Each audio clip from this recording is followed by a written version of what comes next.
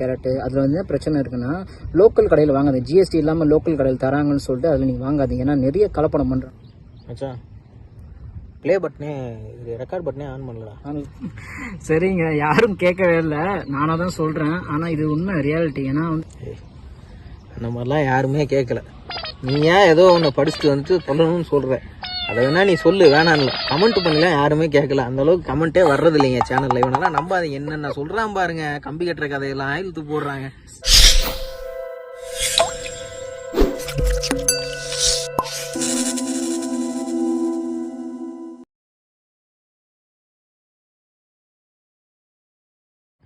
நிறைய பேர் எங்கிட்ட கேட்குற ஒரே விஷயம் என்னென்னா, கோல்டில் இன்வெஸ்ட்மெண்ட் பண்ணலாமான்னு நிறைய பேர் கேட்குறீங்க.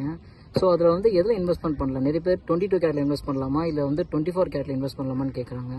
ஸோ அதை பற்றியான வீடியோ தான் இது இன்னைக்கு ஃபுல்லாக நான் பேச போகிறேன். அந்த மாதிரிலாம் யாருமே கேட்கல.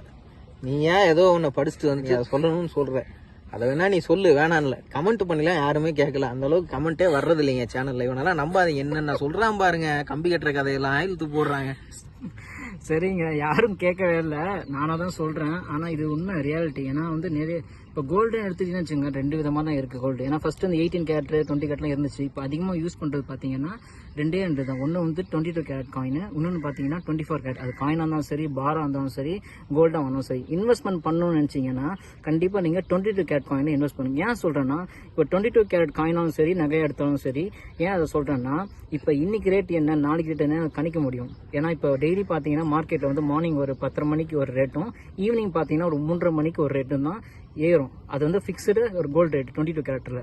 24 கேரட் பார்த்தீங்கன்னு வச்சுங்களேன், வேணா கிராஜுவலாக ஒவ்வொரு நிமிஷத்துக்கும் கிராஜுவலாக வந்து அமௌண்ட் ஏற்றும். ஃபார் எக்ஸாம்பிள், இப்போ இன்னைக்கு கோல்டு ரேட் 25 கேரட் வந்து 5,000 இருக்குன்னு வச்சுங்க, உடனே பார்த்தீங்கன்னா 5,800 வரும். இப்போ நீங்கள் இப்போ ஈவினிங் வாங்கினீங்கன்னா அடுத்த நாள் பார்த்தீங்கன்னா 5,100 அந்த மாதிரி இருக்கும். அந்த மாதிரி தான் வந்து ஃபுல்லாகவே ஆகிட்டு இருக்கும். ஸோ அதனால தான் சொல்கிறேன், 24 கேரட்டில் நீங்கள் இன்வெஸ்ட் பண்ணாதீங்க, 22 கேரட்டில் மட்டும் நீங்கள் இன்வெஸ்ட்மெண்ட் பண்ணுங்கள். ஏன்னா அதே மாதிரி இப்போ பார்த்தீங்கன்னா கேடிஎம் சொல்கிறாங்க, 916 கேடிஎம்.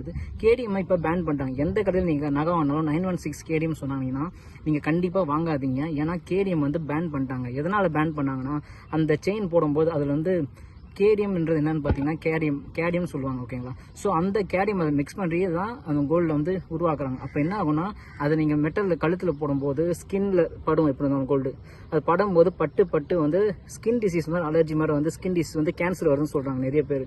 ஸோ காய்ஸ், அது மட்டும் இல்லாமல் இப்போ கோல்டு காயின் சொன்னால் பார்த்தீங்கன்னா 22 காயின் இன்வெஸ்ட் பண்ணுங்கள், 22 கேரட்டு. அதில் வந்து பிரச்சனை இருக்குன்னா லோக்கல் கடையில் வாங்காதீங்க. ஜிஎஸ்டி இல்லாமல் லோக்கல் கடையில் தராங்கன்னு சொல்லிட்டு அதில் நீங்கள் வாங்காதீங்க. ஏன்னா நிறைய கலப்படம் பண்ணுறாங்க. இப்போ 22 கேரட் சொல்லிட்டு காயின் கொடுத்துட்டு நீங்கள் அதை கொண்டு போய் ஒரு கடையில் செக் பண்ணி பார்த்தீங்கன்னா அதோட கேரட் வந்து கம்மியாக 18 கேரட் அந்த மாதிரி வந்துருது. ஏன்னா எனக்கு தெரிஞ்ச நிறைய பேர் அப்படி தான் பண்ணிட்டு இருக்காங்க லோக்கல் கடையில். ஸோ அதனால் காயின்னு வாங்கினீங்கன்னா கண்டிப்பாக ஒரு பிராண்டடான ஷாப், இப்போ தனிஷ் போகிறீங்களோ இல்லை ஜிஆர்டி போகிறீங்க, அந்த மாதிரி உங்களுக்கு பெரிய கடையை பார்த்து வாங்குங்க.